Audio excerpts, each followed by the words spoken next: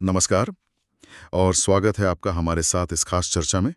आज हम हिंदी साहित्य के एक बहुत बहुत बड़े नाम जयशंकर प्रसाद जी और उनकी एक बेहद मानी हुई पर उतनी ही पर्सनल कविता आत्मकथ्य पर बात करने वाले हैं। तो आज हम इसी स्रोत के जरिए ये समझने की कोशिश करेंगे कि प्रसाद जी जैसा प्रतिष्ठित कवि जिनकी लेखनी से कामायनी जैसा महाकाव्य निकला, वो आखिर अपनी कहानी, अपनी आत्मकथा क्यों नहीं लिखना चाहते थे। ये कविता उनके इस इनकार के पीछे की सोच, उनके भावों को सामने लाती है। और सच में ये थोड़ा सोचने पर मजबूर करता है कि कोई इतना प्रसिद्ध व्यक्ति अपनी कहानी दुनिया को क्यों नहीं सुनाना चाहेगा, है ना। चलिए देखते हैं इसे खोलकर। तो सबसे पहले, जैसा हमारे स्रोत वीडियो में भी बताया गया है, प्रसाद जी के दोस्तों ने, उनके चाहने वालों ने उनसे बहुत आग्रह किया कि आप अपनी आत्मकथा लिखिए। उस वक्त हंस पत्रिका का एक आत्मकथा विशेषांक भी निकल रहा था। सब चाहते थे कि प्रसाद ही उसमें लिखें, पर उन्होंने साफ मना कर दिया। और ये बात इसलिए भी खास है क्योंकि आमतौर पर जो प्रसिद्ध लोग होते हैं वो चाहते हैं कि उनकी कहानी दुनिया जाने, अपनी उपलब्धियों के बारे में, अपने संघर्षों के बारे में बताना चाहते हैं। लेकिन प्रसाद जी यहाँ बिल्कुल अलग दिखते हैं। जैसा स्रोत बताता है, जहाँ ज्यादातर लोग उत्सुक होते हैं अपनी कहानी सुनाने को, प्रसाद जी ने तो अपनी ना कहने के लिए पूरी कविता ही लिख दी। ये कविता एक तरह से उनका घोषणा पत्र है कि भाई मैं आत्मकथा क्यों नहीं लिखूंगा। हाँ, और कविता की शुरुआत ही उनके मन की उलझन दिखाती है। मधुप गुनगुनाकर कह जाता कौन कहानी ये अपनी, मुरझाकर गिर रही पत्तियां देखो कितनी आज घनी। स्रोत वीडियो के हिसाब से यहाँ मधुप यानी भौरा वो असल में कवि का मन ही है, जी, जो खुद से ही पूछ रहा है कि मेरे पास ऐसी कौन सी कहानी है जो मैं सुनाऊं। बिल्कुल। और वो दूसरी लाइन तो और भी गहरी है, मुरझाकर गिर रही पत्तियां। ये सिर्फ पतझड़ नहीं है। स्रोत वीडियो में इसे बहुत अच्छे से समझाया है कि ये पत्तियां असल में उनके जीवन की निराशाएं हैं, दुख हैं, असफलताएं हैं। अच्छा। वीडियो में एक तुलना है, एक हरे भरे पेड़ की जो खुशियों भरी जिंदगी का प्रतीक है, और एक सूखे पेड़ की जिसकी पत्तियां झड़ चुकी हैं, जो दुख और अभावों से भरा है। तो प्रसाद जी को लगता है कि उनका जीवन उस सूखे पेड़ जैसा है, खुशियां कम, दुख ज्यादा। तो फिर ऐसी कहानी सुनाने से किसी को मिलेगा क्या?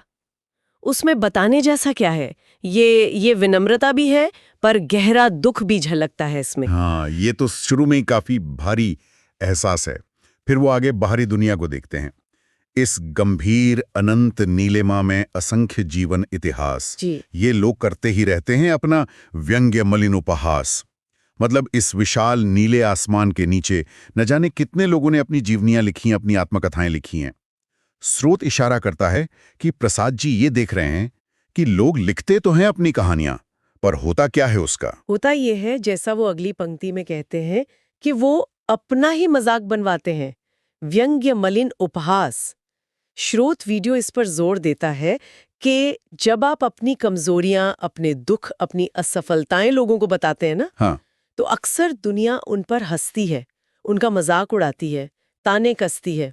प्रसाद जी को शायद यही डर था। उन्हें लगता था कि अगर वो अपनी कहानी लिखेंगे तो अपनी निजी कमजोरियां, अपनी दुर्बलता वो भी सामने आएगी, और फिर लोग उन्हीं को पकड़कर उनका मजाक उड़ाएंगे। जैसा स्रोत में कहा है, ये तो ऐसा हुआ कि अपना दुखड़ा रोकर खुद ही अपना मजाक बनवाना। हाँ, ये बात तो है। वो इससे बचना चाहते थे। अपनी प्राइवेसी, अपना आत्मसम्मान उन्हें बहुत प्यारा था। ये डर तो बिल्कुल स्वाभाविक लगता है, और इसी डर के साथ वो अपने दोस्तों से पूछते हैं जिन्होंने आग्रह किया था लिखने का, तब भी कहते हो कह डालूं दुर्बलता अपनी बीती, जी, तुम सुनकर सुख पाओगे, देखोगे ये गागर रीति। मतलब ये सब जानते हुए भी कि दुनिया कैसे रिएक्ट करती है, तुम फिर भी चाहते हो कि मैं अपनी कमजोरियां बता दूं। स्रोत वीडियो गागर रीति का मतलब समझाता है। रीति यानी खाली, गागर यानी घड़ा।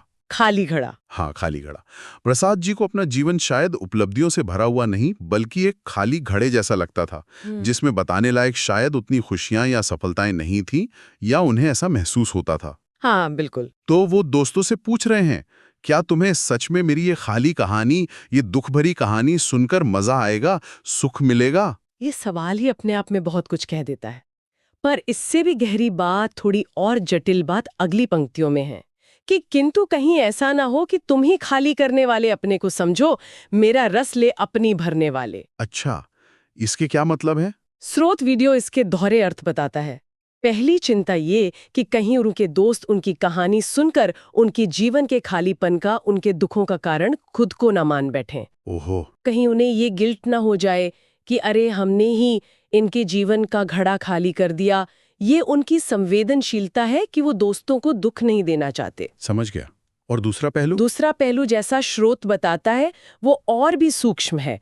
उन्हें ये भी डर है कि कहीं कुछ लोग उनके दुखों से, उनकी पीड़ा से मेरा रस मजा लेने लगे, उसे सुनकर अपने जीवन के खालीपन को भरने की कोशिश करें। अपनी भरने वाले मतलब दूसरों के दर्द पर बात करना या उसमें एक तरह का सुख खोजना। हाँ, होता है ऐसा भी। जी, प्रसाद जी शायद ये समझते थे कि दुनिया में ये प्रवृत्ति भी है और वो अपने निजी अनुभवों को इस तरह इस्तेमाल नहीं होने देना चाहते थे। ये उनकी इंसानी रिश्तों की गहरी समझ दिखाता है। ये तो वाकई बहुत गहरी चिंताएं हैं। सिर्फ अपना मजाक उड़ने का डर नहीं, बल्कि दोस्तों को तकलीफ पहुंचाने या अपने दर्द को दूसरों का मनोरंजन बनने देने का भी डर। आगे वो कहते हैं, यह विडंबना अरी सरलते तेरी हंसी उड़ाऊं मैं, भूलें अपनी या प्रवंचना औरों की दिखलाऊं मैं। या सरलते मतलब शायद उनका सीधा साधा स्वभाव या जीवन। हाँ। स्रोत वीडियो इसे एक बड़ी विडंबना, एक मुश्किल की तरह बताता है। प्रसाद जी कह रहे हैं कि भाई अगर मैं अपनी कहानी लिखूंगा तो या तो मुझे अपनी सीधेपन की हंसी उड़ानी पड़ेगी, या फिर अपनी गलतियां बतानी पड़ेंगी, या फिर वो धोखे, प्रवंचना बताने पड़ेंगे जो दूसरों ने दिए। हाँ, दोनों ही मुश्किल हैं। बिल्कुल। और स्रोत ये साफ करता है कि प्रसाद जी के लिए ये दोनों ही बातें बहुत असहज थीं। आत्मकथा का मतलब ही है अपने बंद पन्ने खोलना। इसमें अपनी गलतियां भी आएंगी और उन लोगों का जिक्र भी आएगा जिन्होंने शायद धोखा दिया हो। प्रसाद जी के लिए ये सब पब्लिक में लाना, अपनी निजता को इतना खोल देना बहुत पीड़ादायक था। उन्हें लगता था कि ऐसा करके वो या तो खुद अपनी नजर में गिरेंगे या दूसरों को शर्मिंदा करेंगे, और वो ये नहीं चाहते थे। उनका स्वभाव ही ऐसा नहीं था। लेकिन क्या जीवन में सिर्फ दुख ही दुख थे? कभी खुद मानते हैं कि नहीं? वो कहते हैं, उज्जवल गाथा कैसे गाऊं मधुर चांदनी रातों की, जी। अरे खिलखिलाकर हंसते होने वाली उन बातों की। मतलब खुशियों के पल भी थे, अच्छी यादें भी थी, दोस्तों के साथ हंसी मजाक भी था। जी। स्रोत भी ये कहता है कि प्रसाद जी मान रहे हैं कि जीवन में उज्जवल गाथा भी थी। हाँ, वो मान रहे हैं। वो इन सुखद पलों को नकार नहीं रहे, लेकिन मजे की बात यह है कि वो इन्हें भी साझा नहीं करना चाहते। अच्छा, खुशियों को भी नहीं? क्यों? स्रोत वीडियो के अनुसार ये पल उनके बहुत ही निजी, बहुत ही पर्सनल अनुभव थे।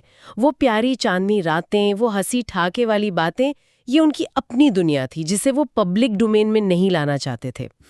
ये उनकी निजी संपत्ति की तरह थी जिन्हें वो बस अपने पास रखना चाहते थे। और शायद ये भी लगता हो कि इन निजी पलों का बाहरी दुनिया के लिए उतना मतलब नहीं होगा, या शब्दों में वो बात नहीं आ पाएगी। और फिर वो इन खुशियों के फ्लीटिंग नेचर, मतलब क्षणभंगुरता की भी बात करते हैं। जी। मिला कहाँ वो सुख जिसका मैं स्वप्न देखकर जाग गया, आह, आलिंगन में आते आते मुस्कुराकर जो भाग गया। ये पंक्तियां तो दिल को छू जाती है। बिल्कुल।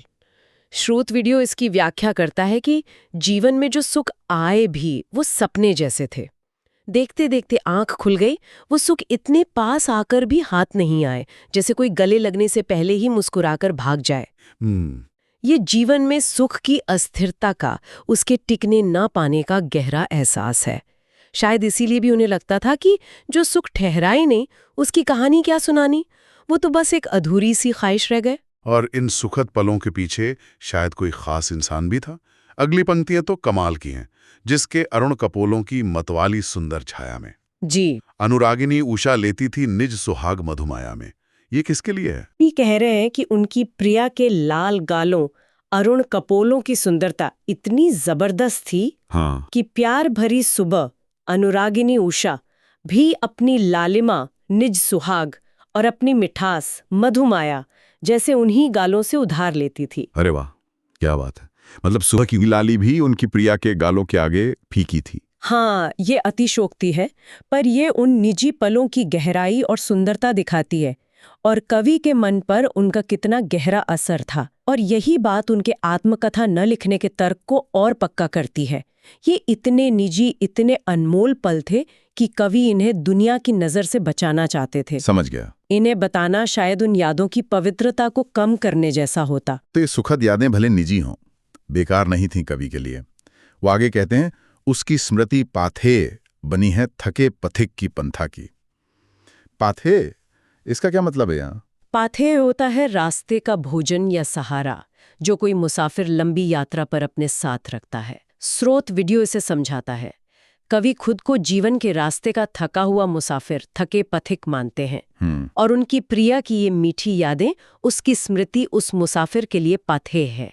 यानी जीवन के मुश्किल सफर में जब कवि थकते हैं, निराश होते हैं, तो यही यादें उन्हें हिम्मत देती हैं, सहारा देती हैं। बहुत खूबसूरत भाव है। यादें सिर्फ गुजरा हुआ कल नहीं, बल्कि आगे बढ़ने की ताकत भी हैं। और फिर वो अपनी बात खत्म करते हुए एक और सवाल पूछते हैं, सीवन को उधेड़ कर देखोगे क्यों मेरी कंथा की। ये कंथा और सीवन उधेड़ना। हाँ, स्रोत इसे समझाता है। कंथा मतलब गुदड़ी, पुराने कपड़ों के टुकड़ों को जोड़कर सिली हुई रजाई या चादर।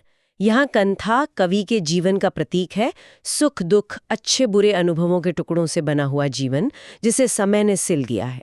अच्छा। और सीवन उधेड़ना मतलब उस सिलाई को खोलकर अंदर देखना।